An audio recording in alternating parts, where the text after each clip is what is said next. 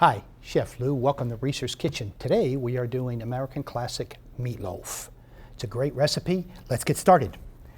I have all the ingredients ready to go, and I'll go through them as we do it. We have 2 tablespoons of butter. Got the pan nice and hot. And we add 2 cups of onion, half a cup of celery, 1 1/4 cup of portobello mushrooms. And what I would do is I would chop all of your vegetables ahead of time, get them ready ahead of time, chop them fine, put them in the fridge, then start assembling your other ingredients. Because there is a lot to this recipe, but it is a really good recipe. And sometimes what I do is if I'm pressed for time, what I do is I cook it a day ahead of time. Heat it up. I'll do it Saturday or Sunday on my day off, and I'll heat it up the next day, either in the microwave or pop it in the oven, and have it for dinner the next night. Okay, moving along. When that sautés, while that's sautéing, we'll get the meat ready. We have a 1.5 pounds of certified Angus beef, and we have a 1/2 pound of sterling silver pork. I already have it in the pan here, ready to go. I'm going to start assembling the ingredients. We have 1 cup of milk, 1 cup of breadcrumbs, 2 eggs. I'll just whip them up real quick. Pour the eggs in. And as we're mixing that up, we're over here sauteing a little bit. And then you want to saute them for probably about 3 or 4 minutes. 3 or 4 minutes, and the carrots go in at the very end, because you don't want the carrots to get too dark. So you saute them off, and about 3 or 4 minutes, like I said, when the onions are translucent, they're done. So we're mixing the ground beef, and let's not forget the bacon. We have 4 slices of bacon that I chopped ahead of time as well. So as this is mixing up, and when it's almost ready, you add your spices. I have 1/4 teaspoon of black pepper, 1/2 teaspoon of thyme, 3/4 teaspoon of kosher salt. Okay, they look really good. So we're going to pull that off, and we're going to add the carrots. Fold the carrots in.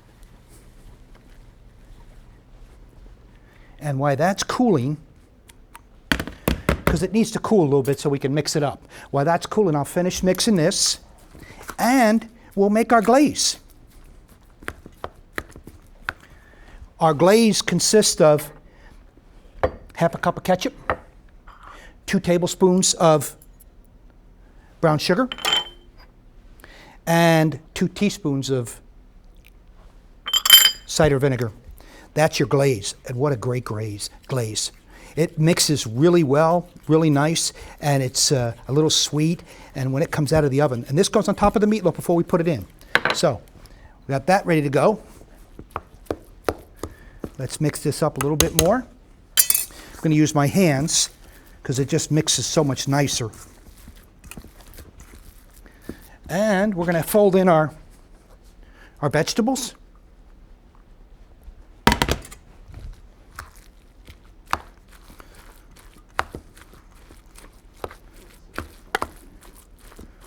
Okay, as that's mixing together, what we do is shut off the stove. Once this is all mixed up, we put it on the pan, fold it, pop it on the pan, and what you're doing is you're gonna mold it. You're going to mold it into a nice form. Let me bring it over here so you can see it a little bit better.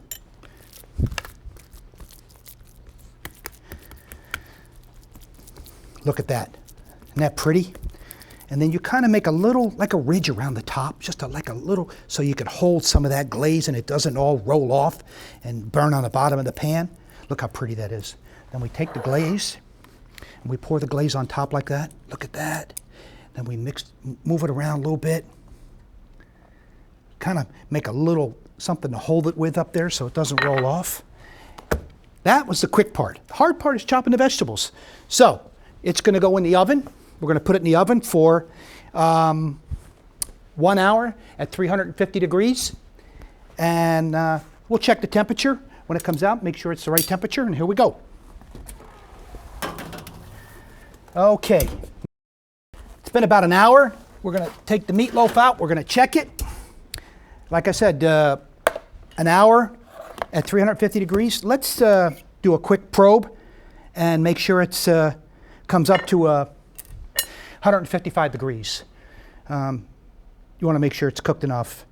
Any less than that, it will be a little undercooked. So 155 degrees is perfect. And it's there. It's good. So we'll slice it up, take a look at it. Oh, that's beautiful. That is gorgeous. Look at that. That is gorgeous.